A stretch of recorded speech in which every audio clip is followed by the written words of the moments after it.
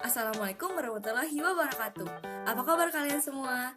Perkenalkan, saya Cahyo Muwanasari dari jurusan Pendidikan IPA 2019 kelas A Universitas Sultan Ageng Tirtayasa. Dalam kesempatan ini, saya akan memperkenalkan salah satu teknik perkembangbiakan vegetatif buatan pada tumbuhan, yaitu teknik mencangkok. Nah, alasan saya membahas teknik mencangkok ini karena teknik mencangkok ini merupakan teknik yang terhitung mudah untuk dilakukan, serta alat dan bahannya itu mudah banget untuk kita temui di sekeliling kita. Nah, kalian pasti penasaran kan? Langsung aja kuy, kita kenalan sama teknik mencangkok ini. Di topik pertama ini, kita akan bahas mengenai pengertian cangkok. Apa sih pengertian cangkok ini?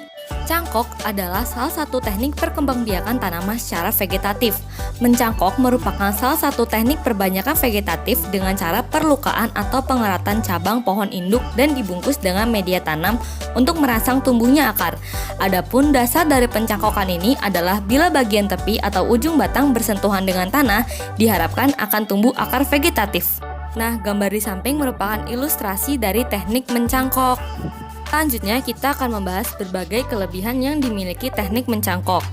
Kelebihan menggunakan teknik mencangkok ini yang pertama ialah tumbuhan hasil cangkokan akan lebih cepat berbuah dibandingkan dengan tumbuhan yang ditanam dari biji. Yang kedua ialah tumbuhan yang dicangkok memiliki sifat yang sama dengan induknya, sehingga jika induk yang memiliki sifat yang unggul, maka buah yang akan dihasilkan dari cangkokan akan memiliki sifat yang unggul juga. Lalu selanjutnya ialah tingkat keberhasilannya cukup tinggi karena pada proses mencangkok akar akan tumbuh ketika masih berada di pohon induknya. Nah, kalau sebelumnya kita udah bahas teorinya, mari kita langsung aja cobain prakteknya. Adapun alat dan bahan yang digunakan ialah 1 buah pisau, 1 buah plastik, 4 potong tali rafia, sebotol air, dan tanah secukupnya. Adapun tanaman yang dijadikan objek pencangkokan ialah tanaman jambu biji merah. Alasan pemilihan tanaman jambu biji merah ini adalah karena tanaman tersebut sering dijadikan objek pencangkokan. Selanjutnya, kita akan membahas cara membuat cangkokan pada tumbuhan. Langkah pertama ialah batang dengan kualitas baik dipilih. Batang berkualitas baik ini adalah batang yang berkambium dengan diameter 3 mm atau 5 cm. Selanjutnya, batang diukur sepanjang 5 cm. Langkah kedua ialah kulit luar pada batang diiris, lalu kambium dan getah pada batang dibersihkan. Hal ini berfungsi agar hasil fotosintesis menumpuk di tepi sayatan. Penumpukan ini akan mengakibatkan kulit kayu bagian atas akan membengkak karena terjadinya pembelahan sel. Lalu bagian tersebut akan terdiferensiasi menjadi akar. Selanjutnya, air dan tanah dicampurkan dan ditempelkan ke batang yang sudah diiris. Tanah dipadatkan dengan cara ditekan. Tanah ini berperan sebagai media tanam pada cangkok. Selanjutnya, tanah ditutup dengan plastik. Plastik ini sudah dilubangi dan berfungsi sebagai tempat masuknya air dan udara. Langkah terakhir, plastik diikat dengan tali rafia pada kedua ujungnya. Nah, berikut ini adalah cangkokan yang sudah jadi. Cangkokan ini harus disiram secara rutin ya. Waktu yang disarankan ialah pada pagi hari dan sore hari. Namun jika kamu melakukan pencangkokan pada musim hujan, tidak perlu terlalu sering menyiramnya. Kegiatan mencangkok ini dilakukan pada 14 Mei 2021 dan pengamatan pada cangkokan dilakukan selama kurang lebih 3 minggu. Adapun hasil pengamatan yang dilakukan adalah sebagai berikut. Pengamatan cangkokan ini saya lakukan pada hari ketiga dan hari ketujuh. Pada hari ketiga dan hari ketujuh ini belum terdapat pertumbuhan yang signifikan. Pengamatan selanjutnya saya lakukan pada hari ke-10 dan ke-14 setelah pencangkokan. Namun belum juga ditemui adanya pertumbuhan akar pada cangkokan. Nah, selanjutnya pada pengamatan hari ke-17 dan ke-21 belum ditemukan adanya pertumbuhan akar yang signifikan pada cangkokan. Nah, kalian pasti bertanya, kenapa ya di cangkokan yang saya amati ini tidak terjadi pertumbuhan akar yang signifikan?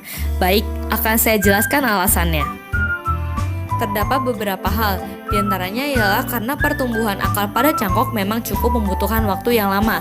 Menurut Prameswari 2014, pertumbuhan akar pada cangkok ini memakan waktu sekitar 1-2 bulan.